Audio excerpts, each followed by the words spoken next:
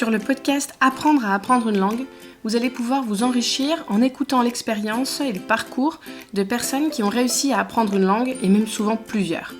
On sait qu'il n'existe pas de méthode universelle d'apprentissage, mais le but de ces podcasts, ça sera de vous permettre de découvrir votre propre méthode. Donc vous pouvez commencer en écoutant les podcasts. Si vous souhaitez vraiment passer à l'action, je vous invite à télécharger le PDF Apprendre à apprendre une langue. Vous le trouverez sur mon blog montessori-apprendreautrement.com dans la rubrique Apprendre à apprendre une langue. Donc c'est un guide de 49 pages où je décris les 5 piliers pour apprendre à apprendre une langue. Et pour aller encore plus loin, Jessica et moi, nous vous proposons un accompagnement en ligne de 3 mois, 1 heure par semaine.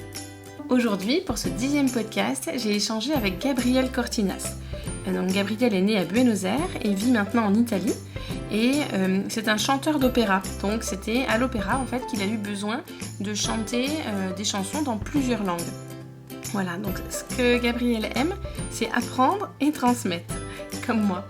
Apprendre, donc voilà, c'est un polyglotte capable de parler 6, 7, 8 langues, j'ai même pas compté, mais voilà, il en a cité vraiment beaucoup. Et transmettre, parce que maintenant, il travaille dans des collèges et dans des lycées italiens pour essayer d'accompagner les jeunes, pour leur donner vraiment l'envie d'apprendre les langues. Donc je vous laisse découvrir ma conversation avec Gabriel. Bonjour Gabriel. Bonjour Céline. Je suis contente de t'avoir sur le podcast aujourd'hui. Je t'avais contacté il y a plusieurs semaines, mais voilà, on a réussi à trouver une date pour parler aujourd'hui tous les deux. Est-ce que tu veux bien commencer par dire un petit peu qui tu es et comment tu es devenu polyglotte et comment tu t'es intéressé à l'apprentissage des langues? Très bien. Alors, je suis né en Argentine, à Buenos Aires, et je suis venu habiter en Italie, ça fait 21 ans, parce que je voulais étudier le chant lyrique. Alors, j'ai étudié dans le conservatoire de Turin et j'ai fait mon master en maîtrise en musica vocale da camera. Ça, c'est musique vocale de chambre. Alors, on chante plusieurs chansons françaises, des lieds allemands, en plusieurs langues. Et ici, je rencontrais ma femme, qui étudiait aussi avec mon maître. Il vient des États-Unis. Alors, à la maison, je parle anglais avec elle, et je parle espagnol avec mes filles. Nous avons 2 filles. Ils sont 12 ans et 14 ans. Et c'est sympa parce que nous avons le français et la France. Et toutes les années, nous habitons pas très loin du limite avec la France. Et toutes les années, nous allons en France pour faire du camping comme ça. Et tous les deux, notre fille, ont le 2e nom français. Et la première s'appelle Gaïa Étoile. Et la 2e, Caris, c'est un nom gallois. Et Caris Sophie. Alors, nous avons le français. Oui. Et j'ai étudié au conservatoire de Turin. Et alors, pour chanter l'opéra, on doit parler, pas parler très bien, mais on doit savoir comment chanter, comment prononcer plusieurs langues, et surtout l'italien, le français, l'allemand. Et aussi, j'étudie un petit peu le russe pour lire des opéras, pour chanter des rôles en russe, et bien sûr l'anglais et l'espagnol, comme ça. Et quand j'étais à le conservatoire de Turin, j'ai eu la possibilité de chanter des chansons de Benjamin Britten, qu'il a écrit en la langue du Pays de Galles, le gallois. Et alors, j'ai trouvé cette langue très, très, très intéressante. Et alors, je me suis dit, pourquoi pas chercher de la parler. Et j'ai trouvé un cours en ligne pour apprendre le gallois. Et après ça, ça a été ma 5e, 6e langue. Et après ça, j'ai trouvé toutes ces communautés de polyglottes en ligne qui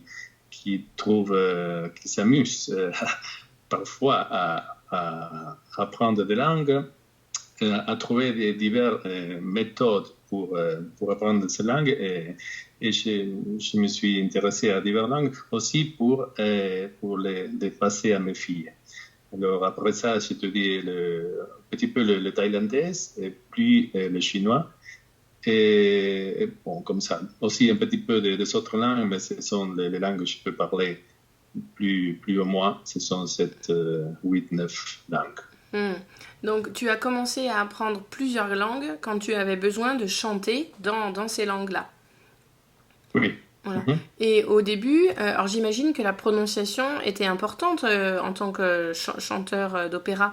Comment tu faisais pour t'entraîner à prononcer les sons du mieux possible? Oui, c'est très important et ça dépend de ton répertoire. Qu'est-ce que ta voix peut chanter? J'ai chanté plusieurs répertoires en italien et en allemand et j'ai fait des coachings avec des professeurs allemands et autrichiens pour améliorer la prononciation. Et c'était intéressant parce que parfois on trouvait dans des masterclass des chanteurs du coréen ou chinois ou comme ça qui ne parlaient pas très bien l'italien. Et quand je dis oh, tu chantes très bien en italien, et ils ne pouvaient pas parler très bien l'italien, mais quand on chantait, l'italien c'était parfait. Alors les chanteurs d'opéra, on travaille beaucoup dans la prononciation, dans écouter les diverses caractéristiques des sons dans une langue. Et maintenant, c'est ça qui m'intéresse. Alors, de 7-8 ans, je me suis focalisé dans l'enseignement aux enfants. Maintenant, je travaille dans deux écoles. Scuola media en Italie, c'est comment est-ce qu'on dit, pour 11 ans, 12 ans, 13 ans. Le collège? Le collège, oui. Et après aussi dans un lycée. Et alors, dans le collège, j'enseigne l'anglais, le chinois. Et dans le lycée, j'enseigne l'allemand. Et je fais beaucoup attention que les enfants écoutent la langue qu'ils veulent parler, qu'ils cherchent d'imiter très bien ce qu'ils écoutent, parce que en Italie, la méthode, je pourrais dire, c'est arrêté aux années 80, parce qu'ils pensent toujours à la grammaire, à faire la traduction, à faire des choses qui ne marchent pas pour communiquer avec une langue. Alors, si on veut communiquer, on doit écouter plusieurs dialogues, pas nécessairement des livres qui sont un peu anciens, mais on doit écouter des dialogues en cherchant d'imiter cette phrase, cette prononciation comme ça. Et bon, je cherche de faire cette chose, diverses méthodes que j'ai utilisées sur moi. Et je trouve qu'il y a plusieurs personnes qui se sont dédiées à faire le professeur à l'école, et plusieurs personnes qui aiment étudier les langues, qui sont des polyglottes, mais il y a une terre du Midi où il y a plusieurs méthodes que les polyglottes utilisent qui ne sont pas utilisées à l'école. Alors, je cherche toujours d'importer cette méthode, diverses activités pour les enfants, pour les faire engager, pour les faire du plaisir à parler la langue, à trouver la motivation. Oui, parce que la différence entre un polyglotte et un enfant au collège, c'est qu'un adulte va faire le choix d'apprendre la langue. Il a une motivation qui est la sienne, il a pris la décision. Alors qu'à l'école, un collégien, on va lui dire de telle heure à telle heure, tu apprends l'anglais, telle heure à telle heure, tu apprends l'espagnol. Il n'a pas forcément choisi. Voilà. Oui, ça c'est le problème, je crois. Et on peut parler plusieurs heures de diverses méthodes d'enseignement de langue, mais on doit savoir que plusieurs de ces enfants à l'école, ils n'ont pas la motivation, ne savent pas pourquoi ils doivent apprendre l'anglais, le français, l'allemand. Et alors, on doit chercher faire des jeux, faire des mouvements, faire diverses méthodes pour les engager, pour porter cette langue vivante. Et autrement, ils ne trouvent pas l'inspiration. Nous pouvons faire, dans le collège en anglais, nous faisons, je crois, 3 heures ou 4 heures chaque semaine, mais on pouvait faire 10 heures, 20 heures. Et je dois chercher une méthode qui l'enfant s'y sent motivé pour passer plusieurs heures au dehors de l'école, à écouter, à passer du temps avec sa langue. Et s'il veut parler de football, de je ne sais quoi, ça va bien. Ce sont des divers intérêts. La langue, c'est seulement une méthode de communication. Mais si je ne trouve pas la méthode pour donner la motivation à l'enfant, il ne passera, aucune méthode ne fonctionnera. Oui, j'ai vraiment l'impression qu'on soit enfant ou adulte, l'enthousiasme c'est un des piliers, et sans ce pilier c'est compliqué. Parce que tu vois, même moi qui suis très motivée pour parler anglais couramment d'ici le mois d'avril prochain, donc j'ai commencé en avril, on est au mois de juin, dès juillet, maintenant on est début juillet, et ben voilà, même si j'ai cet objectif, j'ai plein de motivation, et ben je me rends compte que ça prend énormément de temps pour parler une langue, pour tout comprendre, pour pouvoir exprimer tout ce qu'on aimerait exprimer. Enfin, pour parler couramment, ça prend des heures et des heures. Donc, c'est sûr que si en dehors de l'école, il n'écoute pas, voilà, il se passe rien, ça va être très très long. Et toi, quand tu as... Donc, il y a les langues que tu as appris quand tu chantais, et il y a les langues que tu as appris tout seul après. Les langues que tu as appris tout seul après, quand tu commençais à apprendre une nouvelle langue, est-ce que tu peux nous détailler, nous expliquer par quoi tu commençais, comment tu t'y prenais? Ta méthode à toi, c'était laquelle? Alors je sais bien que chaque personne a une méthode différente, mais le but du podcast, c'est que les auditeurs entendent justement plein de méthodes différentes, de façons de travailler, et trouvent la leur. Mais toi, c'est quoi la tienne de méthode? Comment tu t'y prends? Oui. Normalement, quand je commence une nouvelle langue, je cherche du matériel dans l'Internet. Je dois aimer le son de la langue. Par exemple, j'aime l'allemand, le son de l'allemand, mais je n'aime pas l'hollandais. Je n'aime pas le danois. Je ne sais pas pourquoi, mais ce serait difficile pour moi d'apprendre une langue que je n'aime pas le son. Alors, le français, j'aime le son, j'aime la culture, j'aime tout ce que c'est arrière la langue. Alors, je cherche toujours de savoir qu'est-ce qui m'intéresse, la culture, et comme ça. Alors, quand je cherche de commencer, généralement, j'ai acheté quelques livres et je commence à les regarder. Déjà, ayant appris des autres langues avant, je sais un peu plus ou moins de ces structures que je peux trouver dans ce livre. Parce que toujours, c'est la première unité, bonjour, je m'appelle, comment ça va? La deuxième, ma famille. Après, des choses que j'ai dans la maison. Et il y a trop de noms, je crois. Il n'y a pas trop de verbes, mais il y a trop de paroles. Et alors, je cherche ces structures que je crois qui sont utiles pour moi, pour parler. Par exemple, j'ai toujours dit que je peux dire, au début d'une langue, si je peux dire, j'aime quelque chose, j'ai besoin, je parle, je peux faire comme ça. J'aime cette chose-ci, je n'aime pas cette chose-là, je n'ai pas besoin de ceci, cela. Et ce n'est pas besoin toujours de savoir toutes les conjugations de verbes, toutes les personnes ou tous les objets que tu peux trouver dans les premières leçons de méthode. Alors, je cherche toujours les structures communicatives et cherche alors de les écrire, de les pratiquer. Et parfois, j'ai aussi enregistré ma voix. Et je cherche quand j'ai du temps, parfois, j'ai des termes à la maison quand je fais des activités dans la maison. Alors, je mets mes auriculaires comme ça et j'écoute. J'écoute ce que je lis, ce dialogue plusieurs fois, et je cherche de le répéter. Et dans cette structure, quand tu peux créer une structure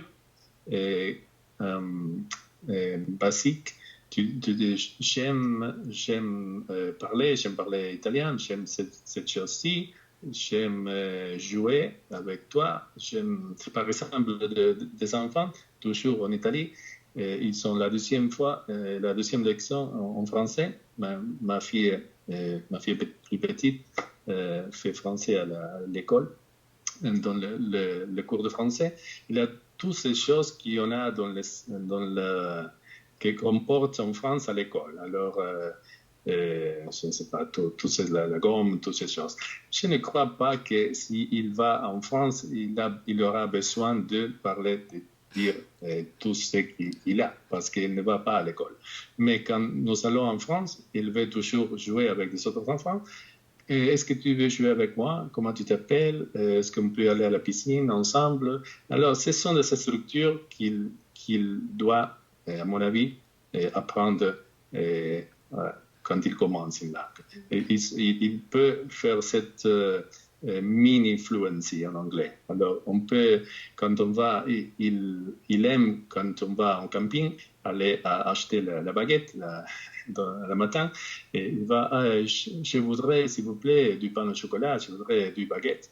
Alors, il se sent qu'il savent parler français. Et oui, je suis content. Mais il y a trop des enfants qui font 1, 2, 3 livres et ils ne savent pas faire une phrase qui c'est utile pour leur vie. Oui, c'est vrai, tu as raison quand tu dis qu'à l'école, on va apprendre tout le vocabulaire des outils voilà, du cartable, et on n'est que sur les noms. Alors qu'en fait, quand on communique dans une langue, on a besoin des verbes. Parce que, comme tu dis, on peut, si on est dans un magasin, on peut dire j'aime ça ou je n'aime pas ça, et on peut montrer du doigt, même si on ne connaît pas tous les noms. Mais voilà, quand on parle, on a tout le temps besoin de verbes dans une phrase. Oui. Et après, à l'école, j'aime aussi ce livre en anglais, ce sont des graded readers. Alors, ce sont des livres classés par difficulté, par niveau, A1, A2, B1, B2. Et ce sont des histoires. Et j'aime ces histoires qui ont plusieurs dialogues. Et parfois, on trouve aussi des histoires je sais pas, de Charles Dickens en anglais. Ce sont des très anciennes histoires, ce sont très intéressantes au niveau de la littérature anglaise, mais pas très utiles si tu veux imiter un dialogue pour parler aujourd'hui. Alors, on a besoin de livres qui sont, bien sûr, classés par difficulté, mais qui ont plusieurs dialogues que tu peux imiter. Alors, à l'école, nous commençons avec chapitre 1. Alors, écoutez le CD ou le MP3 et écoutez. Après, fais la traduction. Parce qu'à l'école, plusieurs étudiants ont dit oui, j'ai tout compris, mais ils ne sont pas compris.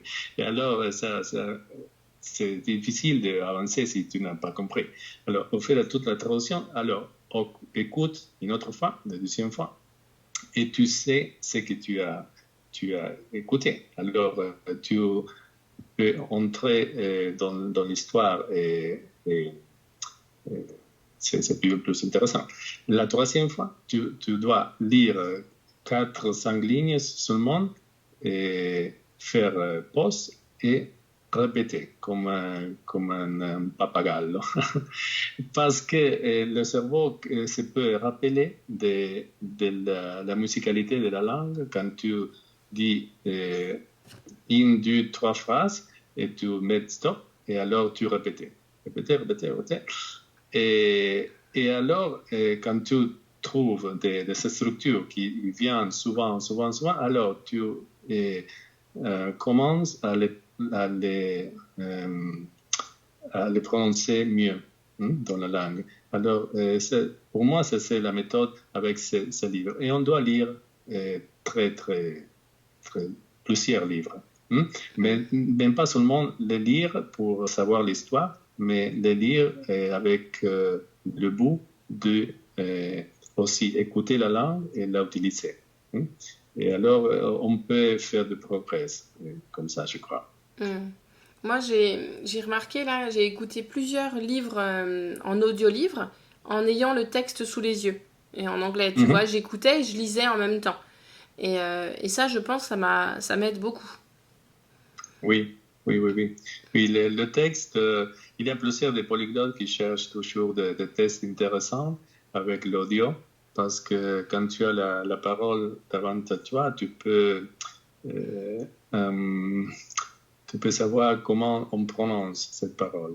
Et sans la prononcer, et après tu fais des limitations, parce que ça c'est le problème à l'école. Quand ils n'écoutent pas l'anglais, comme le français, c'est difficile parce qu'on prononce d'une manière que c'est pas évident quand tu lis la parole. Et alors, des enfants disent, je sais pas, en anglais, je pense, I think, non? Think. Il dit, I think, feu. C'est pas feu, c'est feu. Alors, comment on fait? Tu dois écouter et faire tellement attention et après chercher de faire le son parfait. Et avec un petit peu d'exercice, on peut faire sans problème. Mais I think, comme ça, peut-être pas très problématique. Mais si je dis 1, 2, 3, 1, 2, 3. 3, c'est livre, non? C'est pas 3. Alors, c'est différent. Et il y a plusieurs adultes qui me parlent avec des sons qui n'existent pas en anglais. Et parce qu'on devrait faire ce travail à la maison. Hein? C'est un petit peu d'écouter. Oui, j'ai l'impression que commencer par la prononciation, ça serait vraiment l'idéal, en fait, de commencer par ça. Parce qu'après, si on arrive à bien prononcer les sons, ben, on se fera mieux comprendre et on comprendra mieux aussi quand on entend quelqu'un parler. Oui. Et aussi utiliser la langue. Et aussi toutes ces conjugations, le présent simple, le passé, le futur, et ils n'ont pas une connexion émotionnelle avec l'enfant, il ne rappellera pas toutes les conjugations. Alors, je peux dire, alors, tu peux aller là et me raconter ce que tu fais. Alors, tu vois, ici c'est la maison, là c'est l'école, ici c'est, je ne sais pas, le parc. Alors, tu vas à la maison et tu me racontes. Qu'est-ce que tu fais maintenant? Alors, maintenant, je vais... Alors, en anglais, c'est I am going to the school. Non? C'est present continuous. Non? Et tu fais toute la situation, c'est que se déroule maintenant. Et après, tu t'assois et tu dis, et je te demande, qu'est-ce que tu as fait hier? Alors, hier, je suis allé à la maison. Après, j'ai trouvé mon frère et nous avons parlé. Alors, quand il a des images dans la tête, il a fait l'action. Et c'est plus facile pour les enfants pour connecter avec la langue et penser que c'est une situation réelle. Et après, il y a plusieurs des enfants ici en Italie qui ils vont à Londres quand ils ont 18 ans, 19 ans. Et je ne comprends, je ne peux parler. Et tu ne comprends, c'est pas ton problème. Il n'y a rien de mal avec toi. Le problème, c'est la méthode. Tu as 14 ans, tu as fait l'école, tu n'as jamais écouté, jamais utilisé la langue, jamais faire des mouvements avec la langue utilisée, et faire du roleplay comme ça.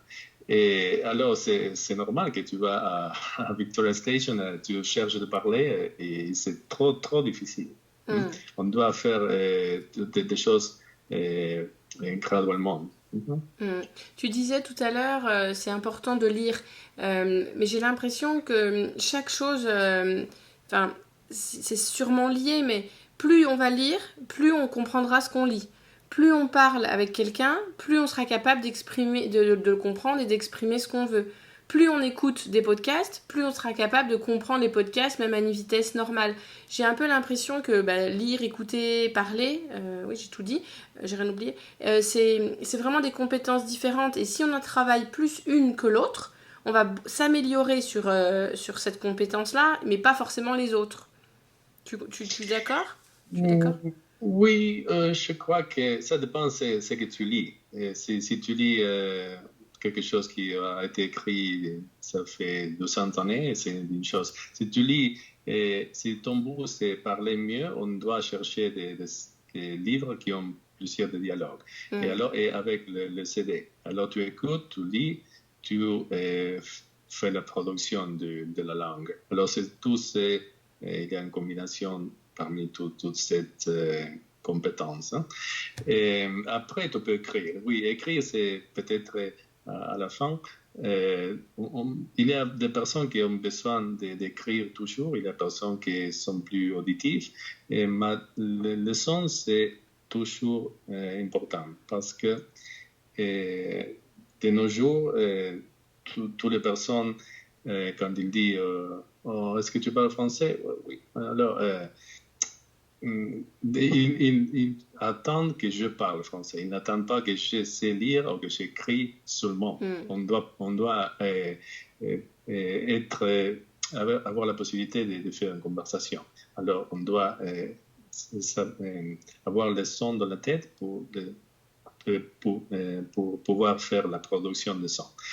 Et alors, si on lit des livres aussi classés par difficulté qui ont plusieurs des dialogues, et ce sont des dialogues qui ont une histoire, que c'est quelque chose d'intéressant pour toi, et qui donnent des matériels audio aussi, on peut développer tous les trois dans le même temps. Oui, j'avais oublié écrire dans les compétences que j'avais citées. Oui, parce que tu vois, là, je cherchais des livres audio, mais voilà, sans dépenser trop à chaque fois. Et en France, on a une application qui s'appelle Cooper. Et donc, c'est des résumés de livres. Donc, ce qui est pas mal, c'est que tu peux lire le résumé du livre et l'entendre en même temps. Mais bon, par contre, c'est en français. Donc, moi, j'ai cherché l'équivalent en anglais et ça s'appelle Blinkist. Et en fait, c'est trop difficile parce que c'est des livres, tu sais, ça peut être des livres de philosophie, de politique, d'économie, voilà, et l'écriture dans un livre comme ça est trop éloignée d'une conversation du quotidien, tu vois. Le vocabulaire n'est pas le même, c'est trop difficile finalement. Oui. Le sujet, c'est fondamental. Que soit un sujet intéressant pour l'élève, mais aussi un sujet qui te permet d'utiliser cette phrase que tu peux lire et utiliser dans un dialogue. Oui, je peux parler de philosophie si j'aime la philosophie, mais ça dépend. Ton but, c'est quoi? Par exemple, j'aime le rugby et j'écoute un programme en français. On parle de rugby et je sais plusieurs paroles de rugby parce que j'aime ces choses-là. Peut-être je trouve parfois des personnes en France un peu tu arrives de l'Argentine, il y a les Pumas qui jouent au rugby, on peut parler de la Coupe du Monde de France, je ne sais pas. Mais c'est un sujet qui m'intéresse et qu'on peut l'utiliser pour parler.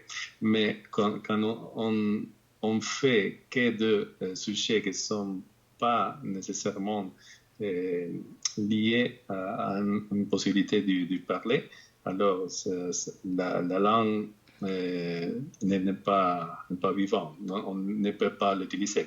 Je dis toujours que quand je vais en France, Briançon, je ne sais pas, près d'Italie, je vais acheter ma baguette. On dit avec ceci. Avec ceci, je sais pas, alors, comment est-ce que je peux traduire cette phrase en italien? on n'existe pas en italien. On dit des autres choses en italien. Mais ce sont des phrases faites. Et alors, on doit dire non, je ne veux rien d'autre.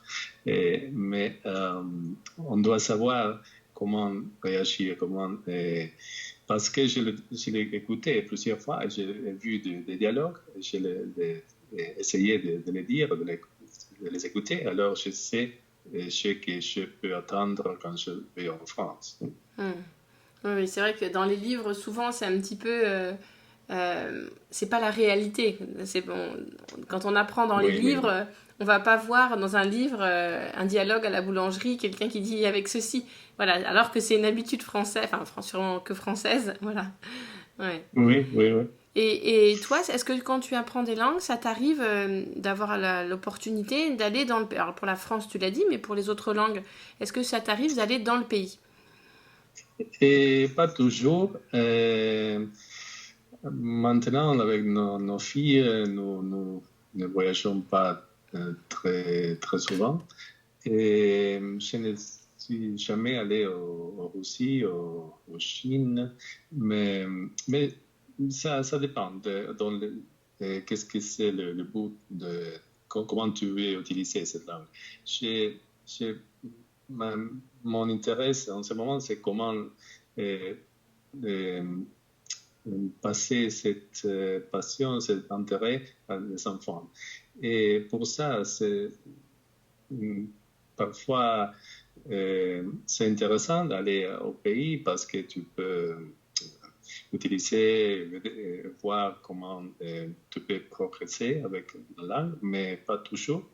Et pour développer des méthodes d'enseignement, avec le chinois, je trouve que c'est très intéressant parce qu'il y a ce signe que les enfants trouvent très sympathique, si on peut le présenter avec la méthode juste. Et toujours, le verbe, c'est en infinitif. Alors, c'est facile de commencer à parler. Alors, j'ai aimé... professeur aimé moi, j'ai aimé parler français, comme ça. Et il n'y a pas de conjugation, pas des articles, pas de choses. On doit rappeler les signes, mais il y a diverses méthodes pour aider ça. Et alors, oui, pas toujours aller dans le pays, je crois, mais chercher des matériels qui soient intéressants pour toi. Et de nos jours, on trouve plusieurs matériels dans YouTube. Alors, plusieurs vidéos. En chinois, j'ai trouvé une soap opera en français, une histoire, une comédie, une situation qu'il y a plusieurs épisodes en ligne. Et c'est intéressant parce que l'histoire, c'est pas très intéressant l'histoire. Mais c'est une situation de famille ils ont des problèmes, des situations comme ça. Et toujours, ils utilisent les mêmes structures. On dit les mêmes structures, alors tu veux, comme on dit, tu peux fermer la vidéo et les dire, et aller une fois encore, et les dire, et les écrire. Et alors, quand tu peux assimiler 3 ou 4 structures par épisode, alors tu peux avancer beaucoup avec la langue parlée, avec la langue quotidienne que tu veux dans une situation de famille qui se déroule en Chine, même si tu es chez toi. Oui, c'est vrai qu'avec toutes les ressources qu'on trouve en ligne, et est-ce que ça t'arrive aussi d'échanger avec des natifs, des personnes qui habitent dans le pays, pour t'entraîner à l'oral? Pas toujours. C'est chez un ami que j'ai connu dans un pays. Je le trouve en ligne et ça c'est intéressant. Et je n'ai pas toujours cherché des personnes pour parler parce que, comme je disais, on doit chercher des personnes qui ont des intérêts qui sont intéressants pour toi. Alors, parce que, je ne sais pas, quelqu'un qui parle espagnol, anglais, chinois, alors on cherche de bonjour. Peut-être on trouve un sujet et on peut parler. Peut-être non. Et aussi, je n'ai pas trop de temps pour faire ça. Mais c'est intéressant. Et parfois, j'ai des questions et il y a aussi un app qui s'appelle Hi Native.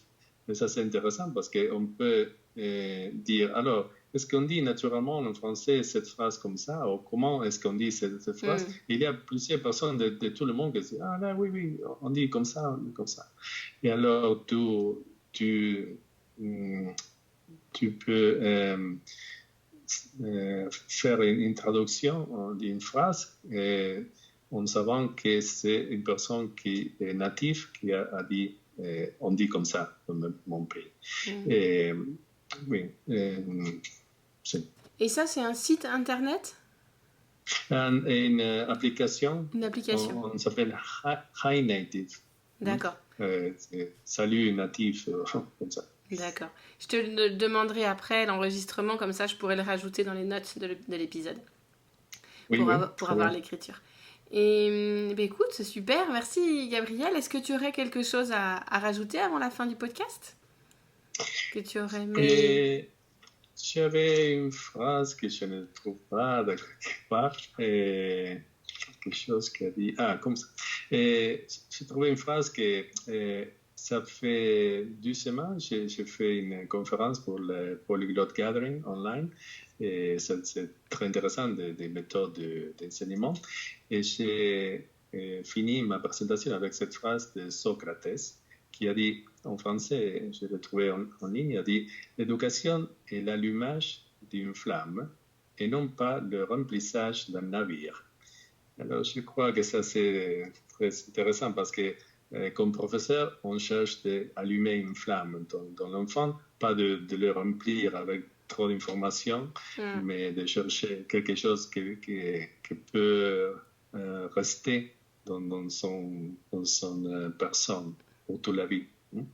Ah, c'est marrant, ça ressemble à une phrase de Maria Montessori, à une citation. Ah oui. Oui. mais pas un vase à remplir. Enfin, j'ai plus la citation en tête, mais ça ressemble. Et bien, écoute, merci beaucoup Gabriel et bonne continuation. Merci à toi pour l'opportunité. J'espère que notre conversation vous aura apporté de nouvelles pistes. Et pour soutenir le podcast, n'oubliez pas de le partager autour de vous et de laisser un petit commentaire, ça fait plaisir. À bientôt!